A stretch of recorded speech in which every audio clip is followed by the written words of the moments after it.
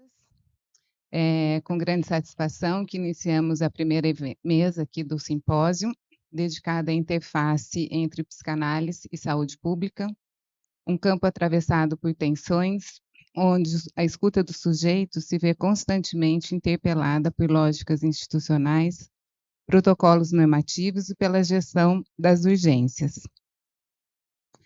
Sustentar a presença da psicanálise nesse contexto implica, a meu ver, mais do que uma adaptação técnica, trata-se de afirmar uma posição ética que resiste à homogeneização das experiências de sofrimento e insiste na singularidade, mesmo em cenários marcados por desigualdades, vulnerabilidades e demandas massificadas, lembrando que esse também é o tema do nosso simpósio.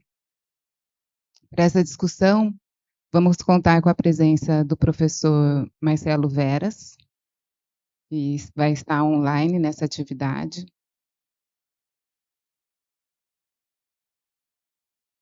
Bom dia, professor. Me veem aí bem? Sim.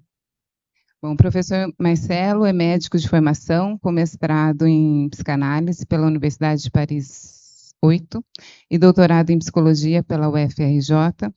Sua trajetória articula de forma da psicanálise, saúde mental e contemporaneidade, com inserção nas instituições e na formação, contribuindo para pensar os impasses e as possibilidades da clínica no mundo atual. Atualmente coordena o PSIL, que é o Programa de Saúde Mental e Bem-Estar da Universidade Federal da Bahia. Então, é para mim uma grande satisfação e também uma responsabilidade mediar essa mesa com o professor Marcelo e com a professora Sueli Aires aqui com a gente, por quem tenho grande admiração, tanto intelectual como clínica, né? Acompanho os trabalhos da professora e do professor Marcelo também. Então, a gente vai fazer uma fala com o professor Marcelo e a professora Sueli.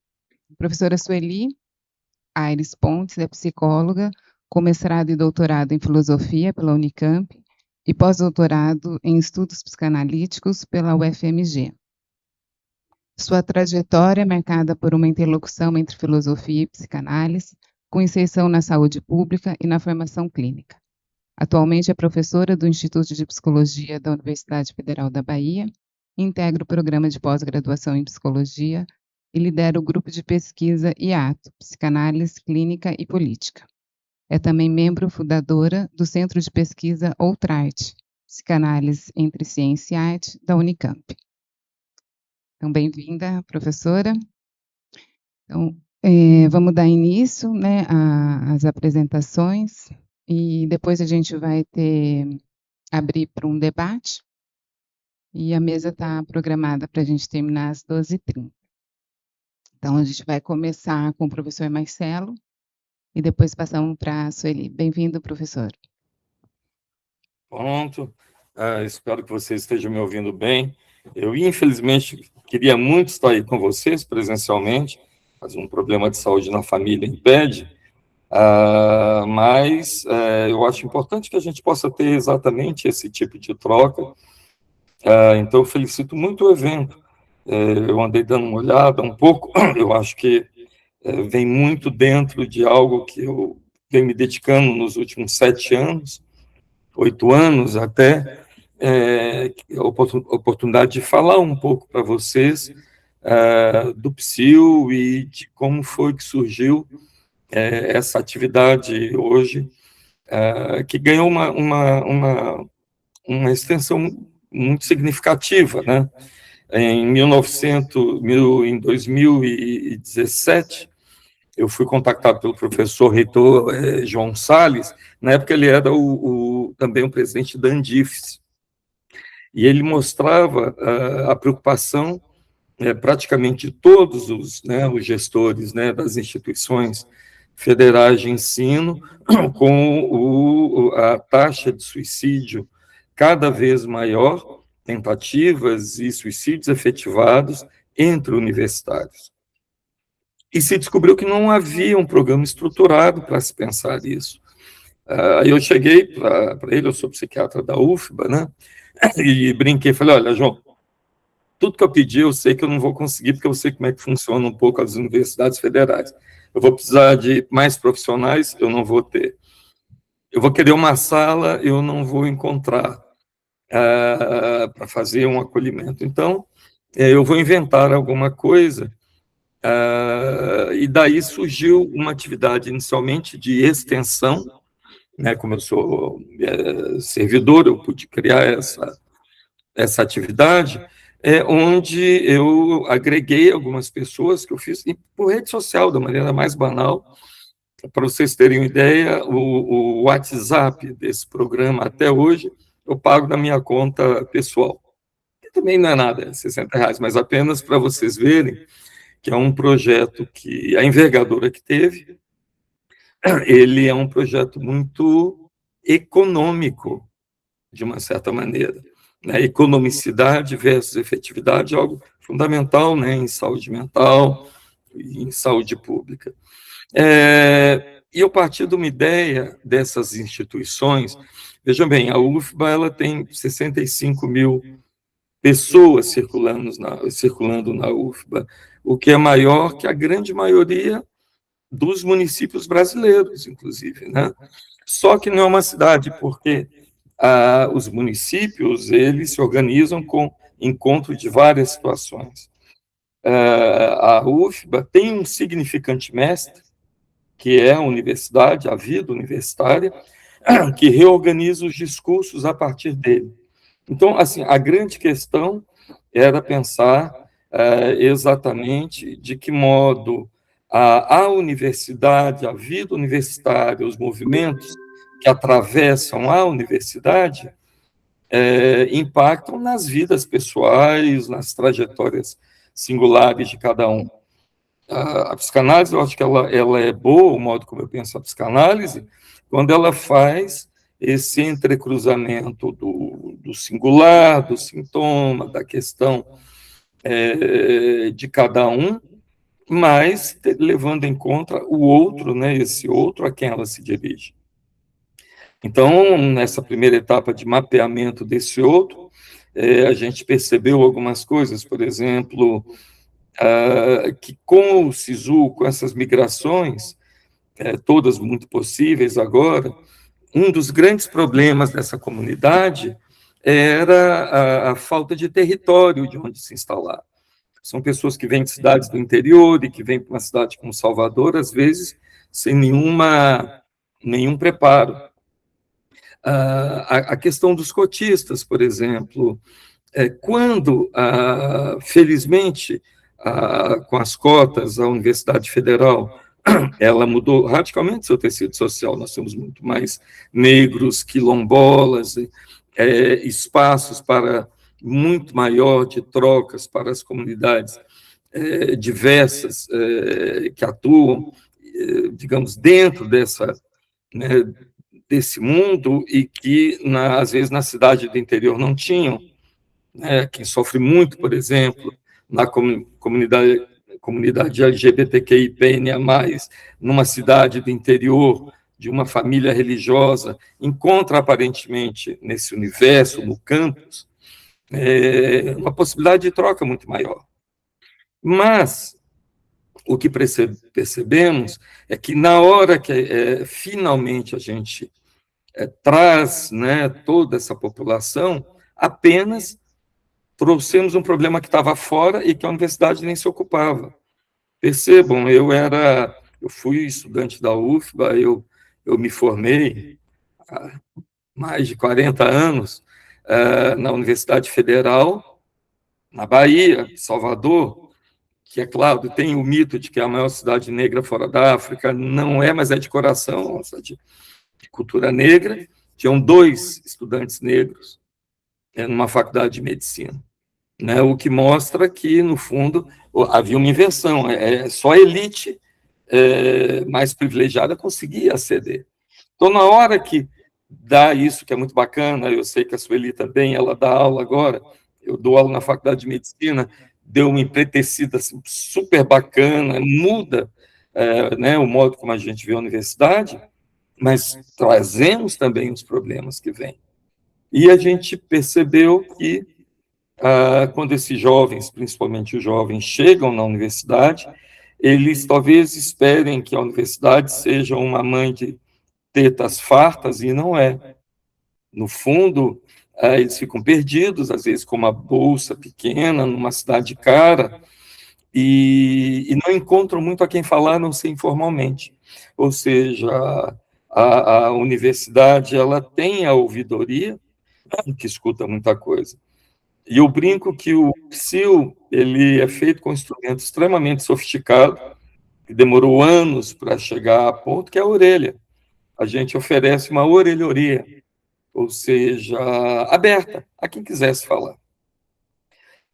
Inicialmente ela era presencial, com a pandemia ela se virtualizou, o que a gente descobriu que para o que a gente queria foi muito melhor ele ser virtual.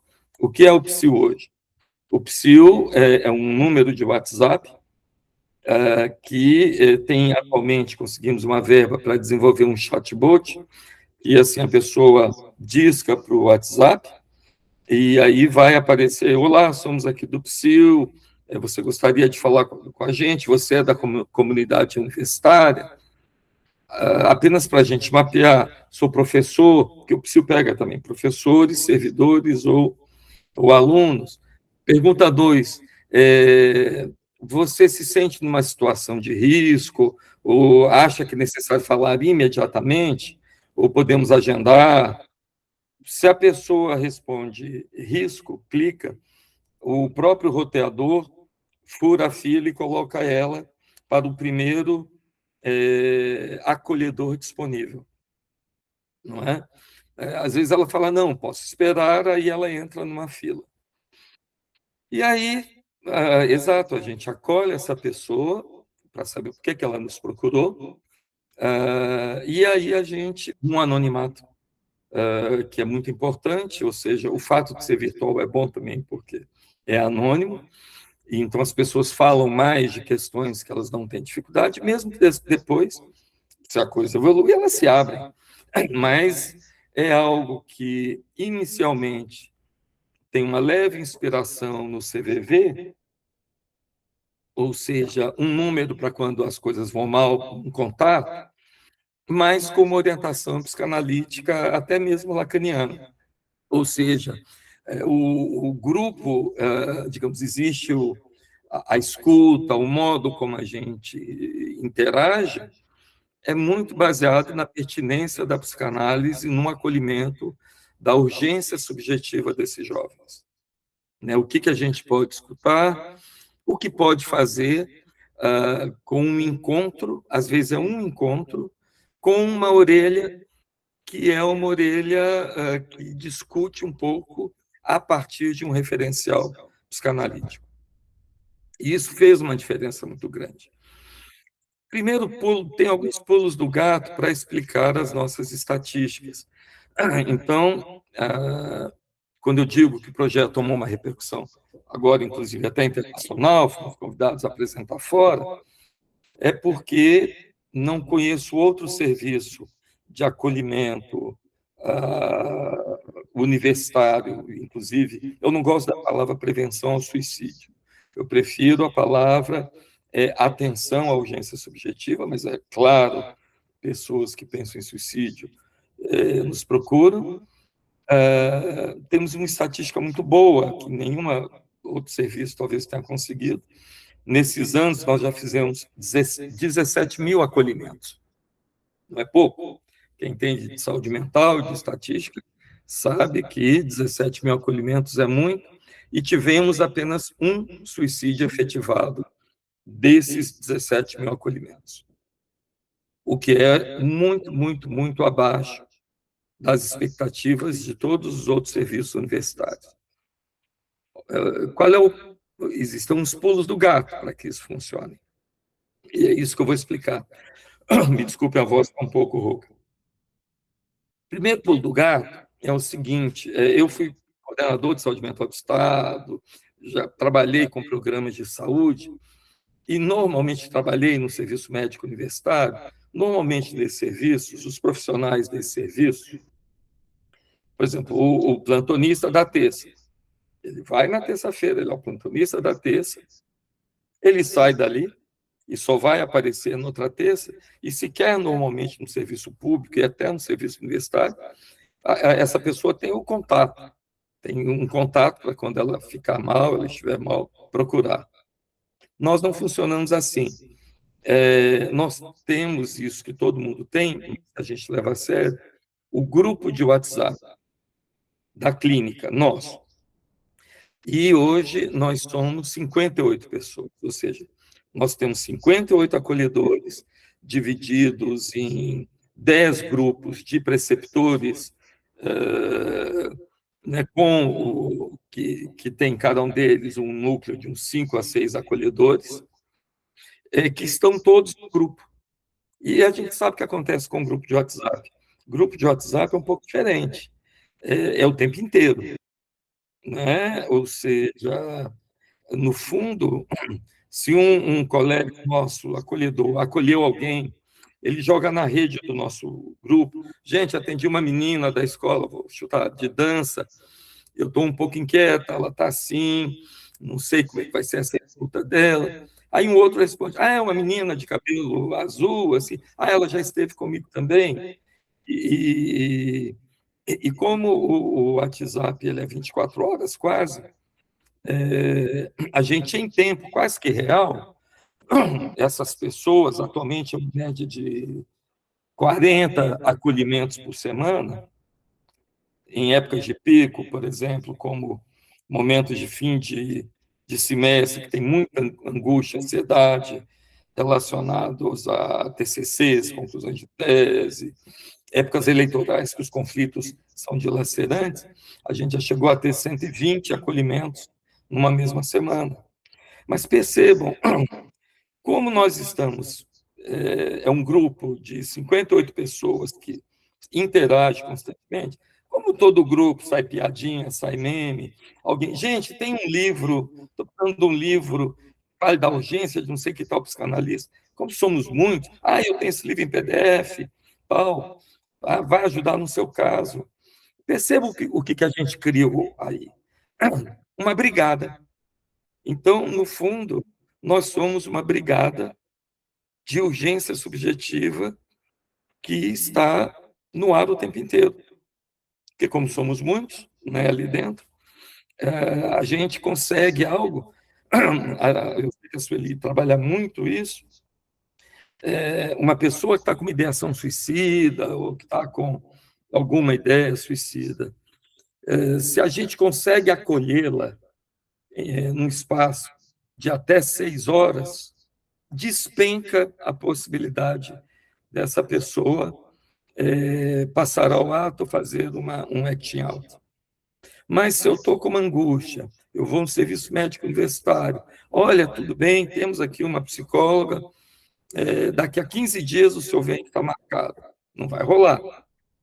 Se a gente fala assim, olha, vai para o ambulatório ou CAPS tal, que vai pegar uma fila enorme, ela nem vai se deslocar. Mas o fato que a gente consegue, com esse número que a gente tem, dar uma prontidão de resposta, a gente percebe que o tanto que isso é importante, talvez para justificar essa estatística exitosa de que a gente está aí com muitos acolhimentos e muito presente na comunidade. Hoje a gente sabe que precisa construir um nome e todo informal, porque nós somos um ornitorrinco. A gente percebeu que, para funcionar bem, a gente tem que ter um pé dentro e um pé fora. Senão, nós viramos o psil da UFBA, e aí a gente vira o outro universitário, né, com outro tipo de demanda. Nosso maior cuidado é de esvaziar isso para podermos localizar ali as questões subjetivas a partir desse outro.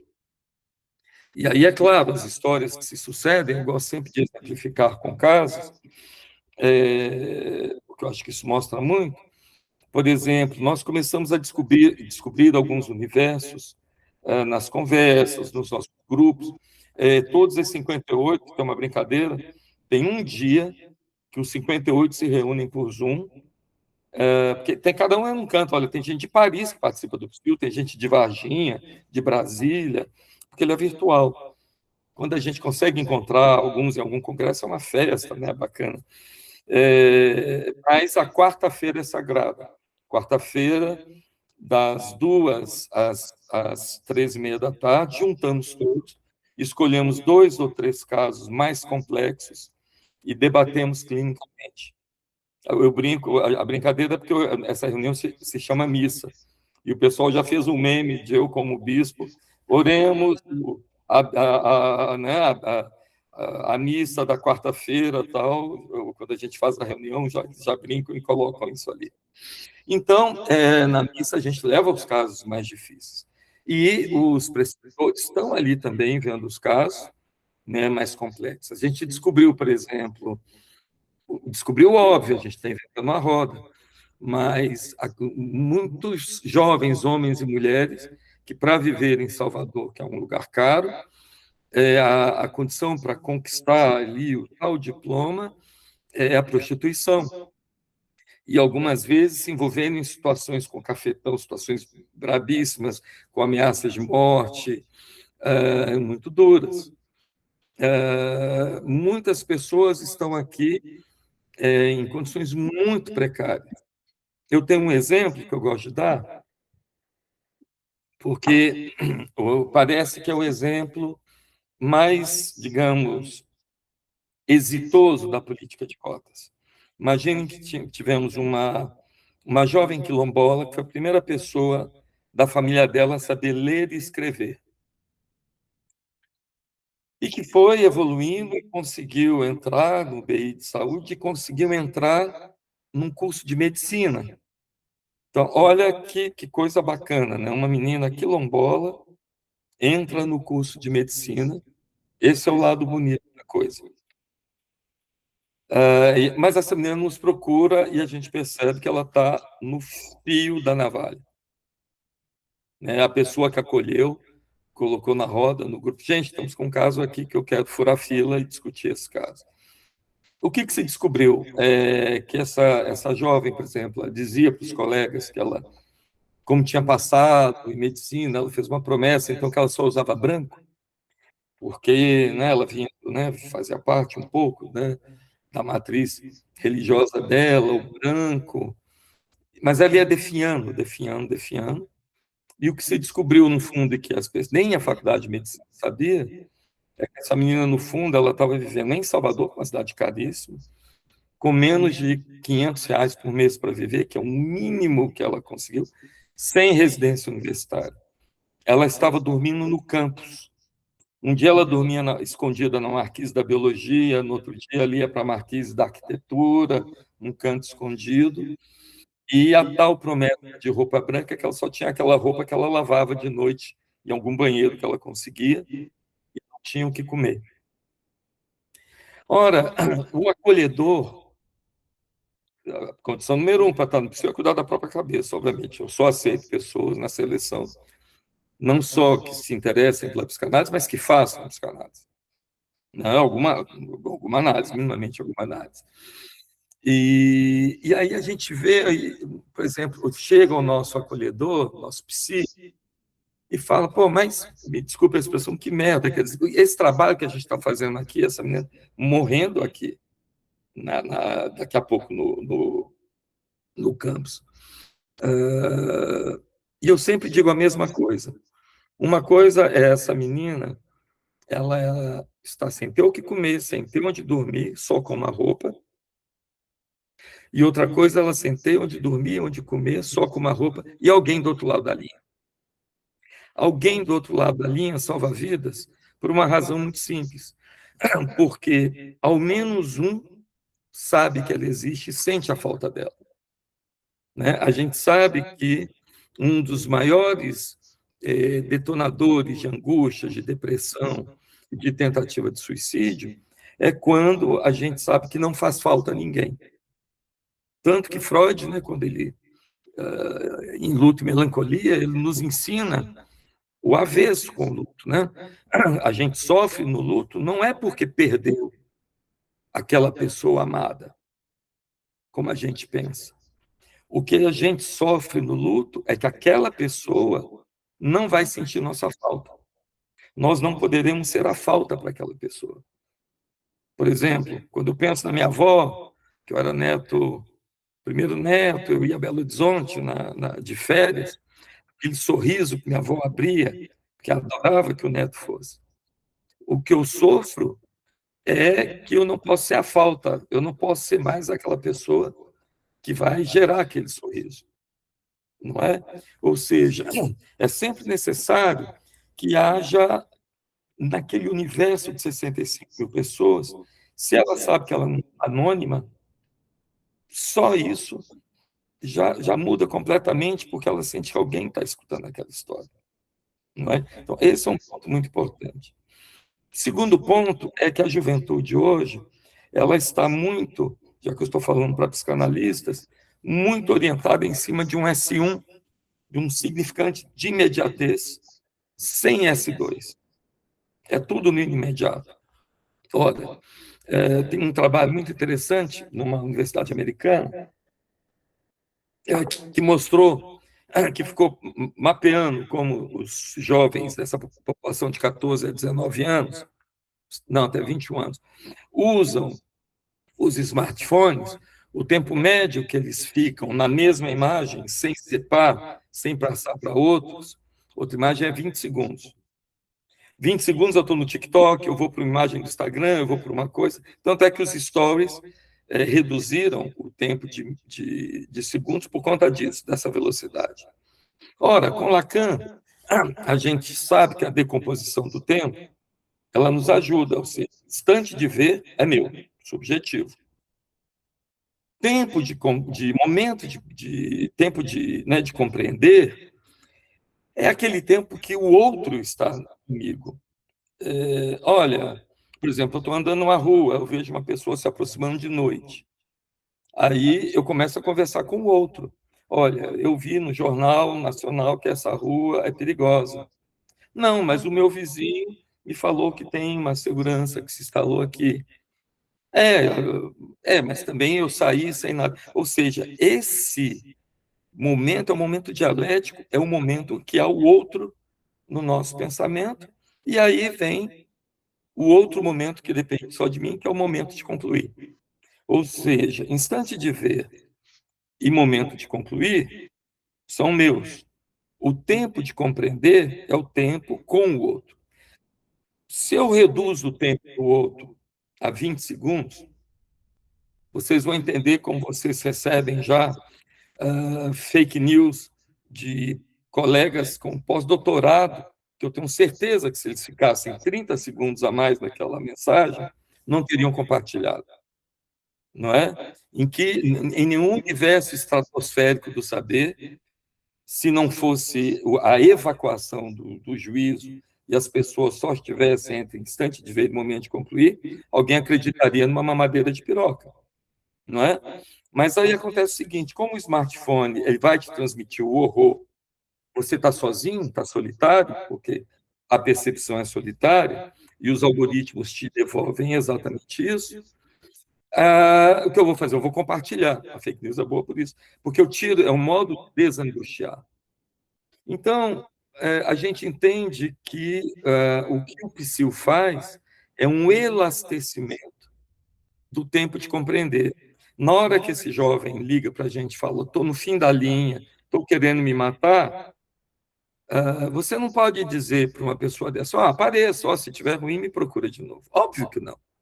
Pode ser seu colega, seu filho, um paciente seu, você tem que dizer, amanhã eu vou te ligar, você vai me ligar, eu vou te cobrar, terça-feira temos nosso encontro. O que a gente está fazendo? Dando o S2. Nós estamos dilatando esse colabamento entre o S1 e o S2. E isso, na hora que você dá esse segundo instante, esse par S1, S2 dilatado da conversa retroativa que vai, você desangustia. porque você tira o sujeito da angústia, que o que é angústia? Angústia é eu estar diante, por exemplo, do meu smartphone, ou falando com alguém, sem estar orientado no tempo e no espaço. Angústia, que agora se chama de síndrome do pânico, mas é exatamente isso, é sem ser orientado no tempo e no espaço. Quando eu digo volte depois, aí a gente introduz esse tempo. Então, é um pouco assim, dessa experiência, eu não vou aumentar, não vou falar muito para que a Sueli fale, que eu gostaria de trazer aqui esses pequenos comentários e ficar aberto para o debate, que aí eu conto mais coisas. Então, para começar, seria isso.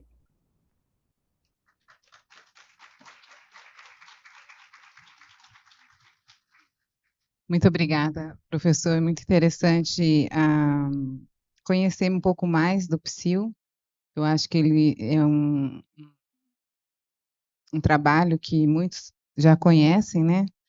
E parece simples, mas não tem. Parece simples, né? Que é só uma escuta, só que é muito complexo, né? Uma complexidade enorme.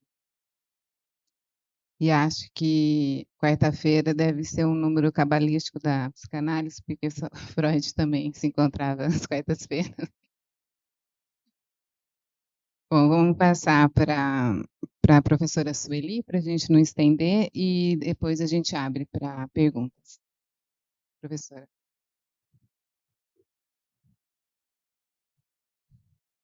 Bom dia a todos presentes aqui e também fora. Saúdo o Marcelo, pena que não posso te encontrar aqui, mas te encontro na Bahia. Eu gostaria de... Bom, meu trabalho vai seguir um caminho um pouquinho diferente. Eu vou tentar trazer alguns dos fundamentos do que eu estou tentando pensar como elementos mínimos para fazer operar um dispositivo psicanalítico, e vou só situar no final duas experiências que eu desenvolvo lá na UFBA.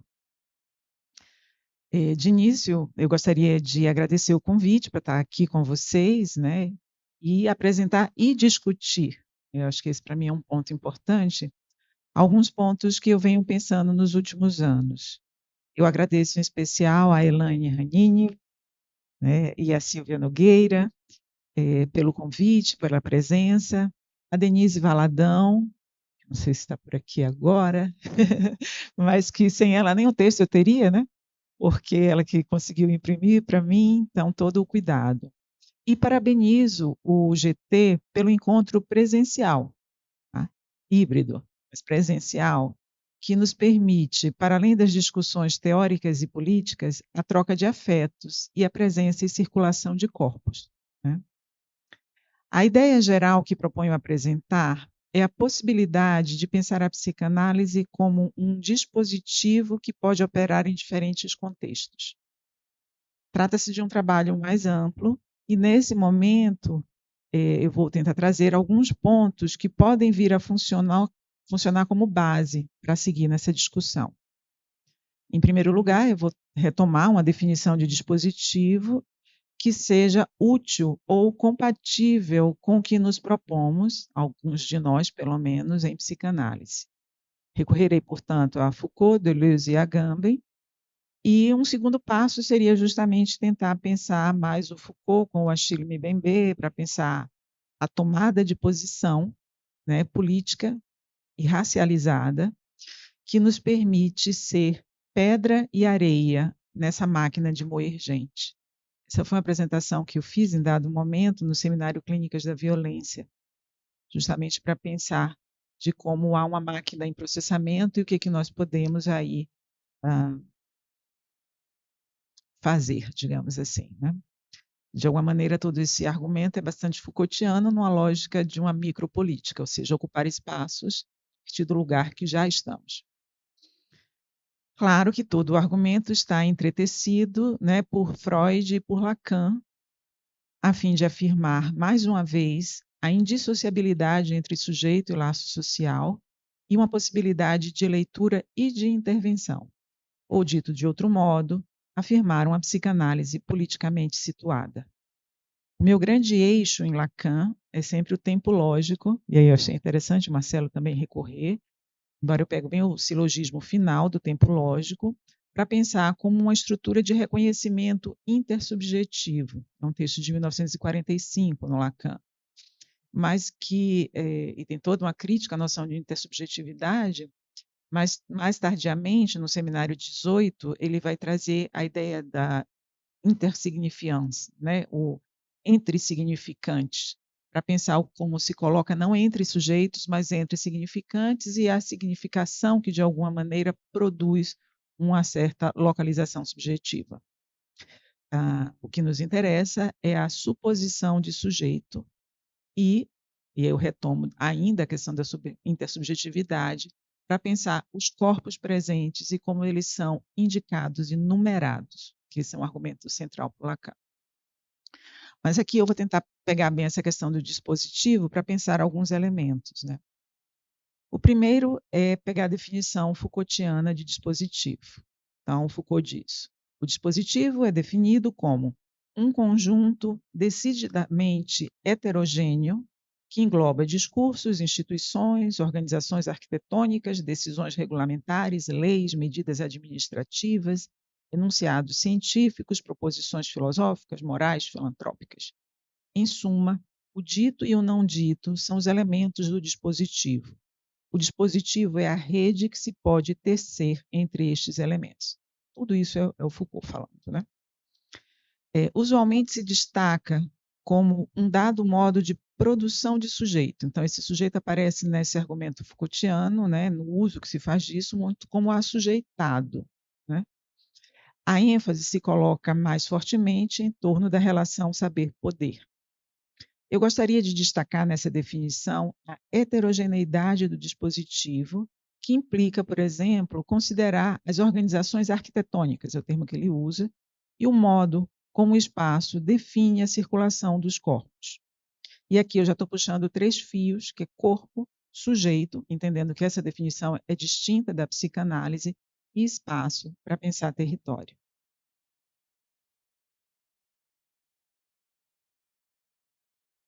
Então, retomo aqui, já vou em direção ao Deleuze, né? Mas só uma vez enfatizando que a noção de sujeito aqui não é a mesma da psicanálise, eu estou fazendo uma torção. Deleuze, por sua vez, retoma a definição de Foucault em seu caráter de rede e, imageticamente, é importante, eu digo assim, ler o Deleuze vendo, né? E, imageticamente, ele dá a ver as linhas que compõem a rede. Diz ele: o que é um dispositivo? Em primeiro lugar, é uma espécie de novelo ou meada, um conjunto multilinear. É composto por linhas de natureza diferente e essas linhas do dispositivo não abarcam, nem delimitam, aí tem a noção de limite, tá? Nem delimitam sistemas homogêneos por sua própria conta, mas seguem direções diferentes, formam processos sempre em desequilíbrio, e essas linhas tanto se aproximam como se afastam uma das outras. Ele vai levar essa imagem de uma forma muito bela, inclusive, eu adoro o Deleuze, viu, gente? Trazendo Herman Melville para com a linha de pesca, né, poderíamos dizer, fisgar o leitor, a leitora, com seu argumento, pois escutamos de fundo a obsessão do capitão Ahab por Moby Dick. Então, ele traz a ideia da linha e vai puxando, isso é belíssimo. O percurso que Deleuze faz com a literatura em diferentes momentos é, de fato, encantador. E, ao ler Foucault, ele destaca, né, no texto Foucaultiano, as curvas de visibilidade, de enunciação, a ideia de curva, e as linhas duras que retificam as curvas e conduzem em uma dada direção. Mas são as linhas de fuga que me interessam diretamente. E aí eu cito Deleuze novamente. Uma linha de subjetivação é um processo, uma produção de subjetividade num dispositivo. Ela está para se fazer, na medida em que o dispositivo o deixe ou o faça possível. É uma linha de fuga. Escapa às linhas anteriores. Escapa-lhes. Ele coloca isso, inclusive, em negrito. O si mesmo não é nem um saber, nem um poder. É um processo de individuação que diz respeito a grupos ou pessoas, que escapa tanto às forças estabelecidas como aos saberes constituídos, uma espécie de mais-valia. não é certo que todo dispositivo disponha de um processo semelhante.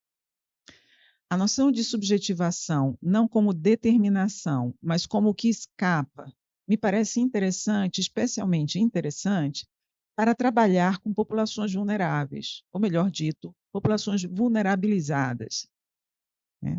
Sujeitos, assim, pessoas colocadas nessa condição.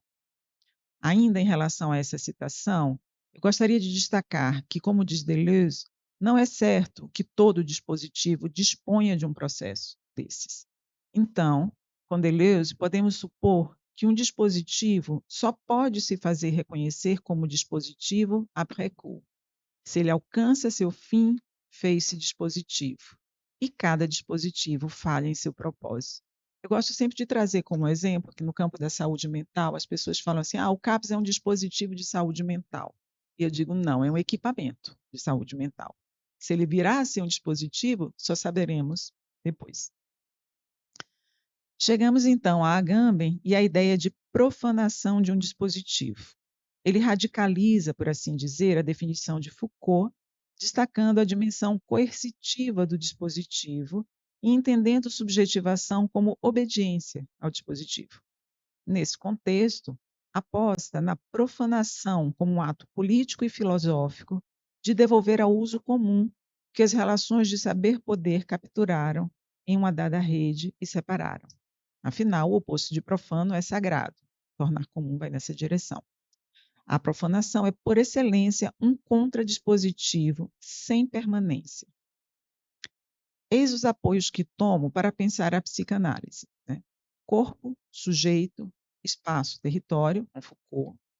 Com Deleuze, um dispositivo que se faz reconhecer só depois, que só pode ser nomeado de dispositivo se alcançar o seu fim, e cuja falha ou linha de fuga constitui o dispositivo. E ponto fundamental, um dispositivo convive com outros dispositivos. A gente pensar com Foucault, dispositivo de sexualidade, questão do dispositivo de racialidade com Sueli Carneiro, por aí a gente vai, e que, nesse sentido, né, portanto, um contradispositivo se coloca em relação a outro dispositivo. Obviamente, ao recortar esses elementos para pensar a psicanálise, a psicanálise, não pode, não deve ser tomada no singular. E aqui não estou tomando apenas a teoria psicanalítica, mas a clínica. Por exemplo, a direção de cura no atendimento a neuróticos difere da direção da clínica com psicóticos, mesmo no setting tradicional. Há que se pensar as variações. É nesse sentido que penso ser relevante discutir não mais o setting clínico, mas o que nos permite reconhecer o dispositivo analítico em diferentes contextos. A redução a elementos mínimos me permite afirmar, de um lado, que se trata de psicanálise. Alguns de nós já devem ter ouvido o tradicional: isso não é exatamente psicanálise. Ou eu lembro sempre do Jorge Breuer falando, eles ainda fazem uma mãozinha assim. E de outro, ampliar os espaços e modos de fazer psicanálise. Então, eu começo pelo básico. O que diferencia a psicanálise de qualquer outra teoria do psiquismo humano é o conceito de inconsciente. Conceito fundamental, o inconsciente é uma hipótese útil, tal como situado por Freud, para pensar sujeito. Pulsão, outro conceito fundante, permite pensar corpo, prazer, sujeito, eu e espaço. Dois conceitos, duas hipóteses teóricas que se mantêm. Transferência, conceito clínico, base para qualquer intervenção no campo da psicanálise. Para tanto, precisamos pensar minimamente endereçamento, apelo e demanda, bem como oferta de escuta e desejo do analista. E aí eu coloco o desejo do analista também com um estatuto conceitual relevante. Uma dada concepção de sujeito também é necessária. Gosto muito do momento em que Lacan diz no Seminário 20: minha hipótese é a de que o indivíduo que é afetado pelo inconsciente é o mesmo que constitui o que chamo de sujeito de um significante. Dizer que há um sujeito não é outra coisa senão dizer que há hipótese. Esses são os elementos mínimos que eu tento recortar. Na operação concreta de montagem de um dispositivo analítico, o par associação livre, atenção flutuante, é o eixo. Estamos lá com Freud. Dito de forma mais direta, fala e escuta. Mas é a escuta que se diferencia aí. Uma escuta orientada pelo reconhecimento do inconsciente e seus efeitos, e uma fala em que se supõe sujeito entre significantes. Significantes que não se reduzam, que não sejam compreendidos em relação à ideia de comunicação ou representação de mundo. É a posição daquele, daquela que escuta, que reconhecerá nessa fala uma possibilidade. Eu acho que aqui é interessante situar, né, também de onde eu falo, ou seja, eu dou aula num curso de psicologia numa universidade pública, então eu trabalho em diferentes contextos, são práticas variadas, são públicos diversos, isso implica formação de profissionais de psicologia, aqueles que foram mordidos pelo bichinho do inconsciente, como eu digo. Então, é algo aí que se coloca também num certo modo de operar em diferentes contextos. E, nesse sentido, eu sempre tento pensar em relação com a articulação das políticas públicas, ou seja, como isso está no campo da saúde, da assistência social, dos direitos humanos, no próprio campo da universidade, né? E no que foi a mudança do público da universidade, assim como Marcelo indicou, por uma política que foi a política de cotas. Então, pensar isso é pensar o quanto eu estou trabalhando com diferentes grupos em diferentes contextos. Então, a primeira coisa, né, que eu julgo necessária é fazer uma espécie de organização de campo em torno do vetor da clínica. Estamos nós, praticantes de psicanálise, em um dado espaço e aguardamos a vinda de pessoas, telefonema de pessoas, ou nos deslocamos ao encontro dessas pessoas. A oferta de escuta se mantém em ambos os espaços, mas, ao mesmo tempo, se modifica em cada um desses movimentos.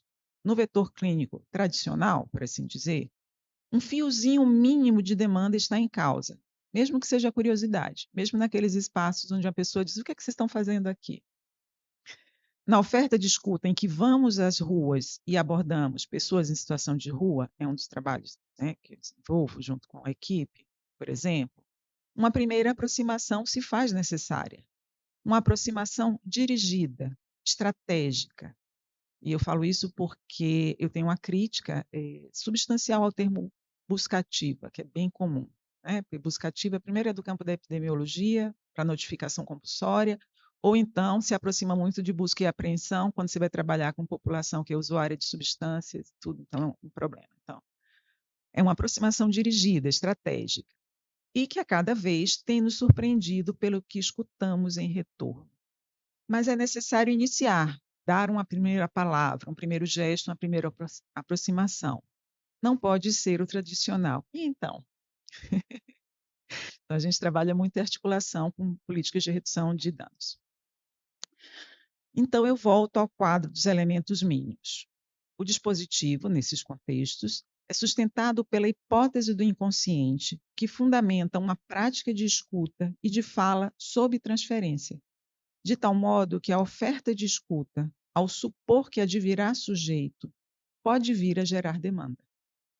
Esse sujeito é suposto, articula-se com um eu narrativo, aquele que pode dizer eu, e tem um corpo. Corpo este que é imaginário, simbólico, real, que é enquadrado, né, e aí eu estou fazendo referência ao uso que a Judith Butler faz do termo enquadramento, e reconhecido socialmente, ainda que esse reconhecimento seja uma estigmatização.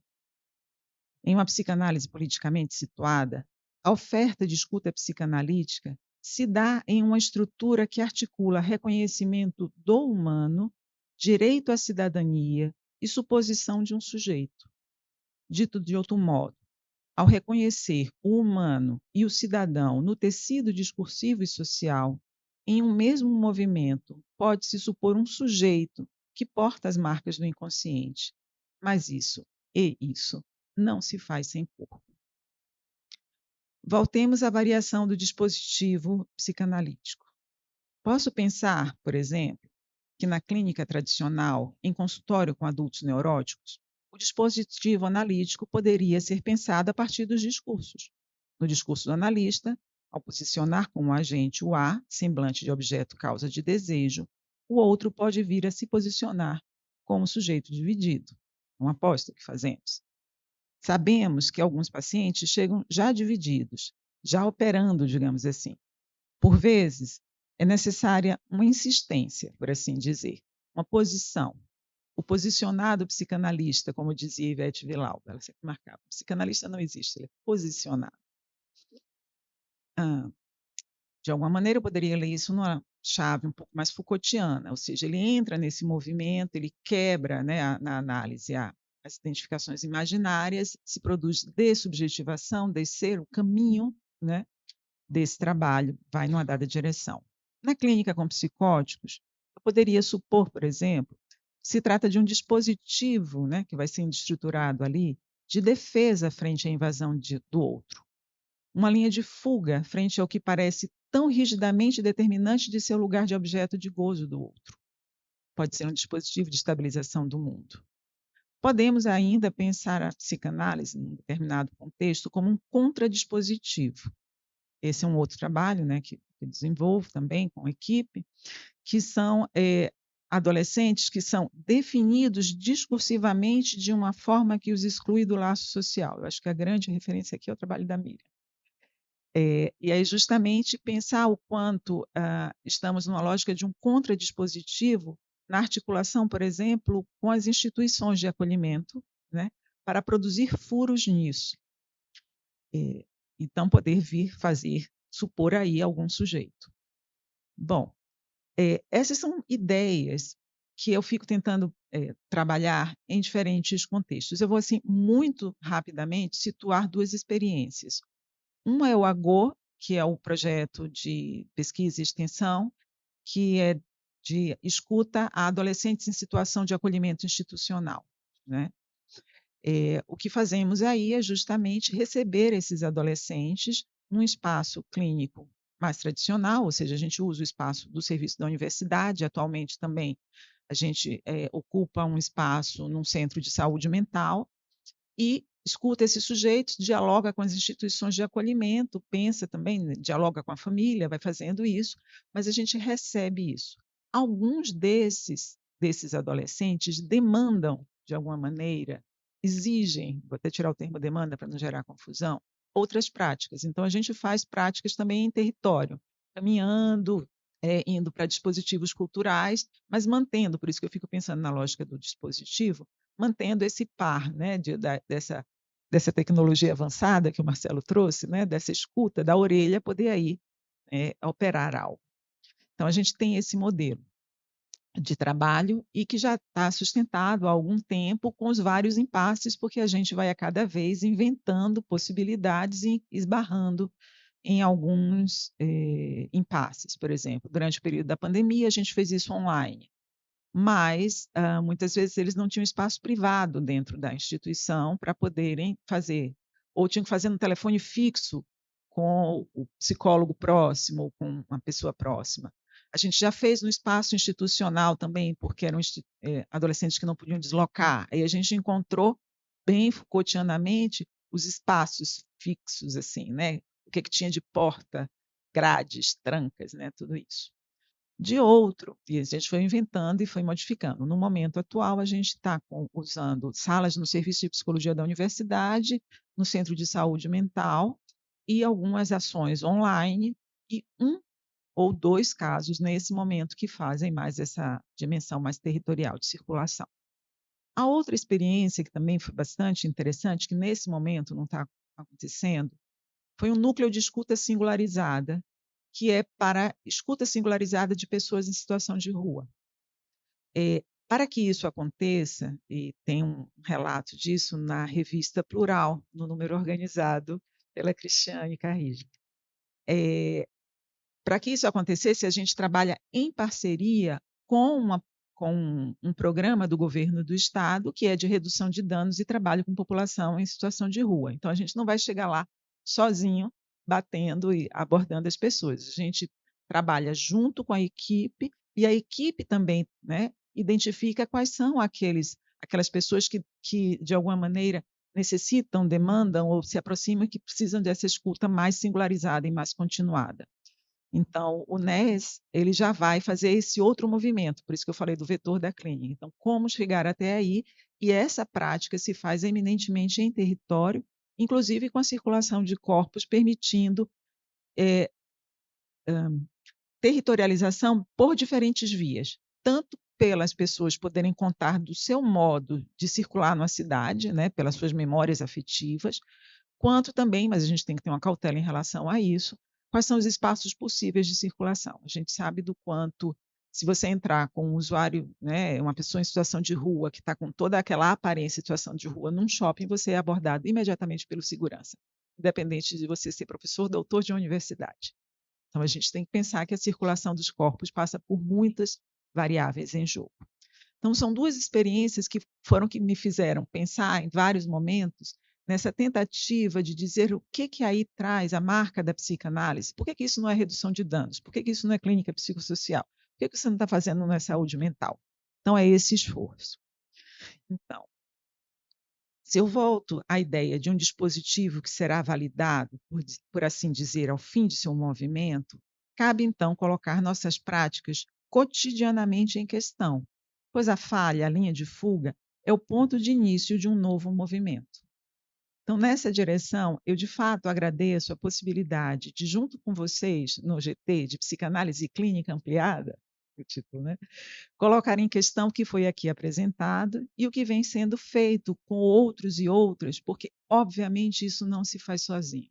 Isso se faz com um grupo muito grande de pessoas, e aqui tem estudantes de graduação, de pós-graduação, profissionais da rede, psicanalistas interessados, assim, há uma circulação grande nesse sentido, mas isso também se faz em articulação com as políticas públicas. Eu sempre temo muito pelas iniciativas óbvio, há um negativo aí, isso é uma discussão interessante que até o Thales Absaber trouxe essa semana, mas assim, há um negativo em jogo de a gente poder ofertar um espaço utópico comunista, foi a expressão dele, utópico comunista e fora da forma mercadoria, mas isso só existe em negativo a uma outra dimensão. Então, a gente precisa, de alguma maneira, também constituir políticas públicas, pensar como isso se faz e pensar dentro e fora disso. Também a gente volta para a ideia de um pé dentro e um pé fora. Porque, mais uma vez, isso não se faz sozinho. Isso é uma aposta, de alguma maneira, em um mundo melhor. E o meu otimismo se mantém. Então, obrigada a vocês pela escuta e pela possibilidade de diálogo.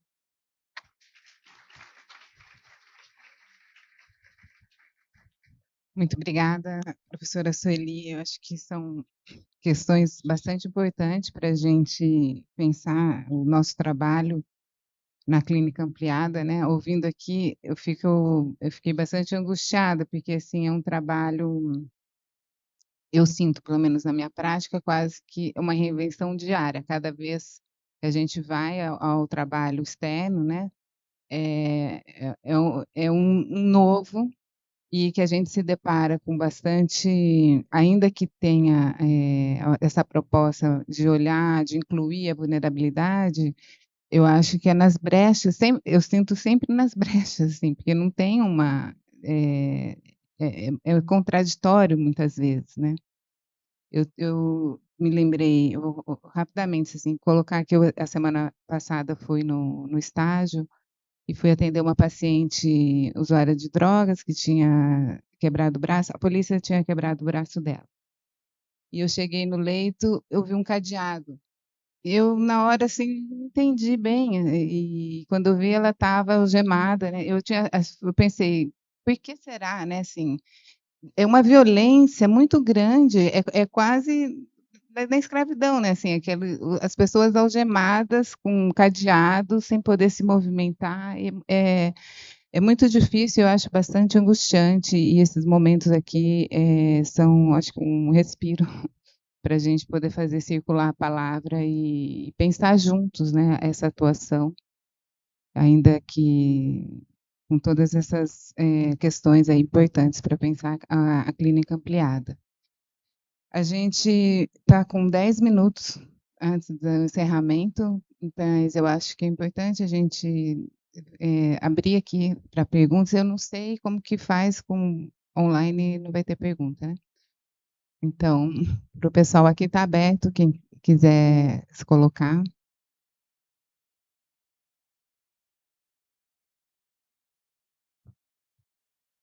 Eu acho que você tem que...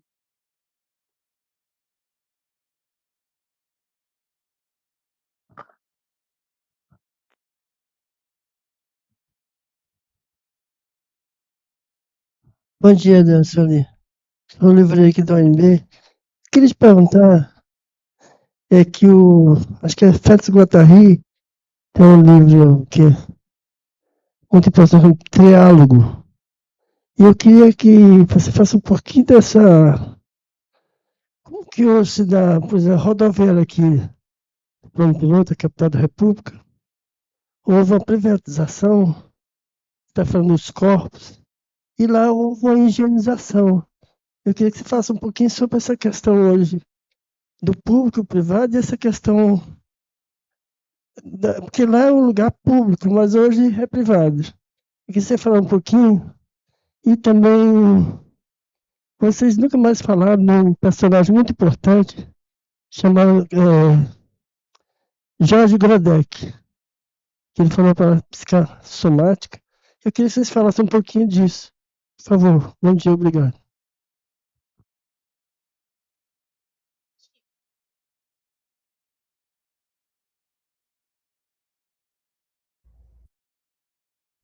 Eu brinquei que eu queria fazer uma pergunta, na verdade, para o Marcelo, aproveitando.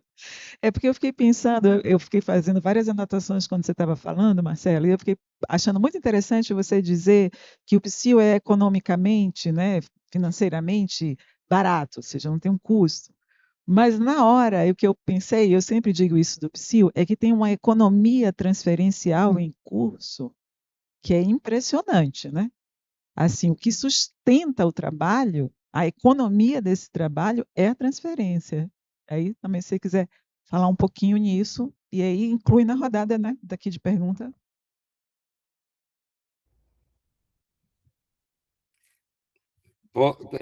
Respondo enquanto tem outro ou espero? Tem mais um. Olá, bom dia.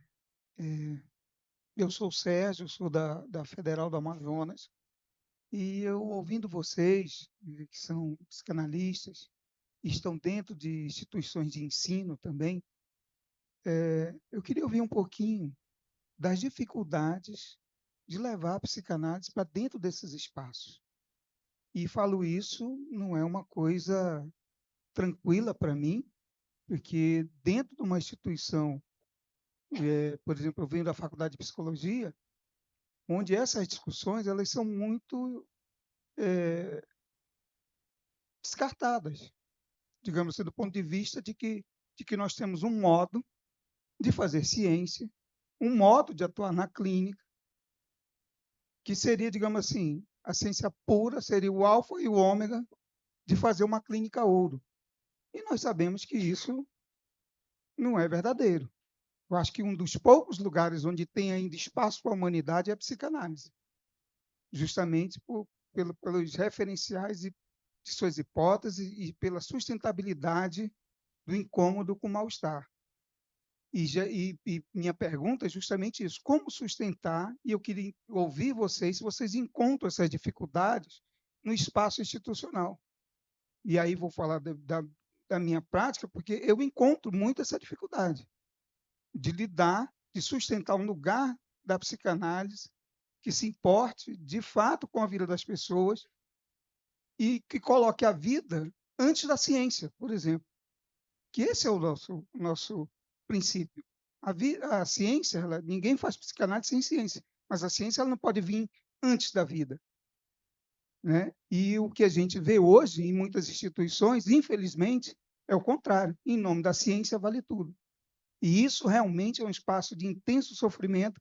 E eu queria saber de vocês se vocês encontram essas dificuldades nas instituições onde vocês estão. Obrigado.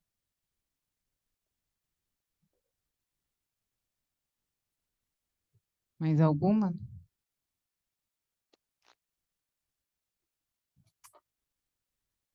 Marcelo, tá ouvindo? Sim. Mas dá para juntar um pouco, né, nessas duas questões. Primeiro, talvez um dos aspectos que eu acho principal do PSIL, que eu não falei aqui, é o seguinte: quando eu digo que tem 50, né, somos 58, e a Sueli ela apontou algo que é verdadeiro, a transferência de trabalho é muito grande, é porque há uma inversão que a Sueli já falou aí, que é fundamental no projeto do PSIL. Não é a psicanálise levando a boa nova, não é a psicanálise ofertando necessariamente. O principal é o mundo nos informando e formando. O maior ganho que eu acho na clínica ampliada do PSIL é a formação do psicanalista. Então, ele sabe que eles não vão ali para atender, eles estão ali para se formar em uma outra maneira. Tanto que há uma diversidade. Eu fui diretor da Escola Brasileira de Psicanálise, tem uns 10 anos, de 2013, 2015, e no meu discurso de posse, eu falei isso. Eu digo, olha, as pessoas têm uma ideia de que a psicanálise ela é elitista.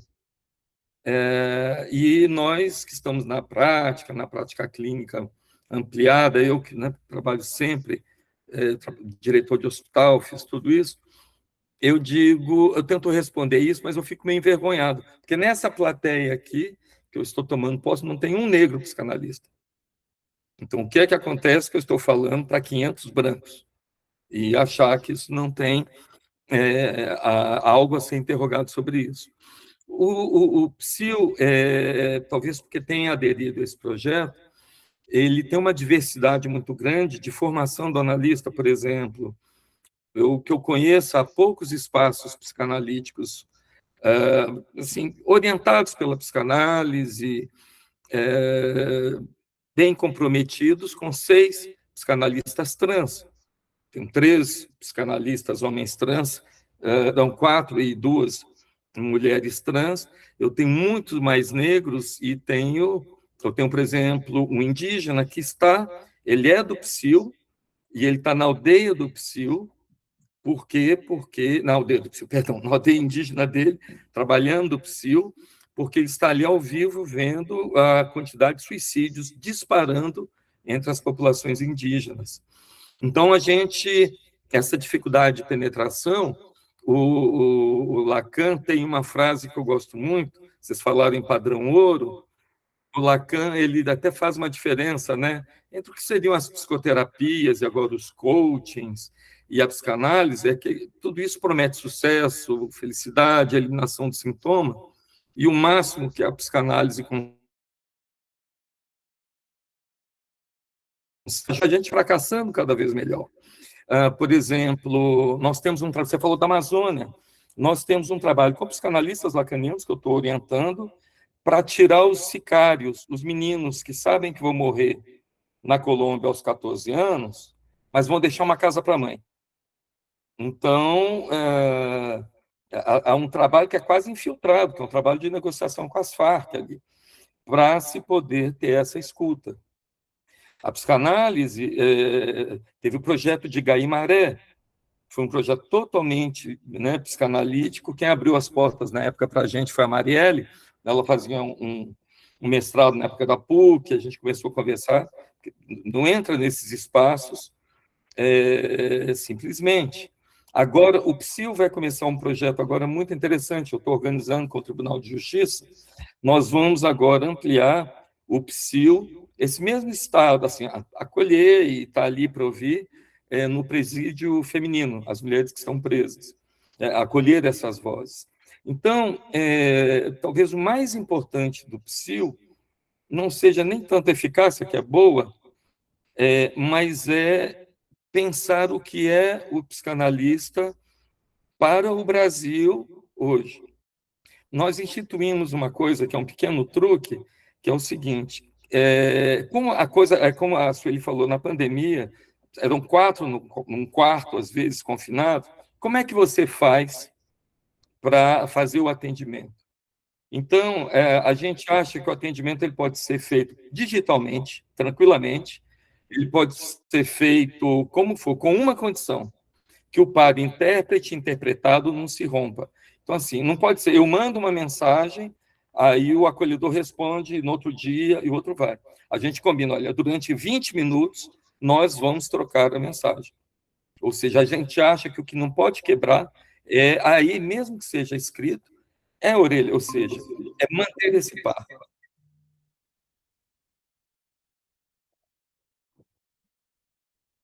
Ok, Marcelo? Sim, sim. Ah, bom. Aqui tem uma bomba Perfeito. que vai explodir, a gente tem que correr, só fazer bum. Então, 12h30. 12h30 já deu, a gente vai ter que usar 2 minutos. Primeiro, Chico, obrigada pelas suas questões. Eu acho que são questões que demandariam mais tempo de resposta, mas, de fato, a proposta de higienização das grandes, não só dos grandes, mas dos centros urbanos, é a eliminação dos corpos que incomodam. Então, é retirar da vista.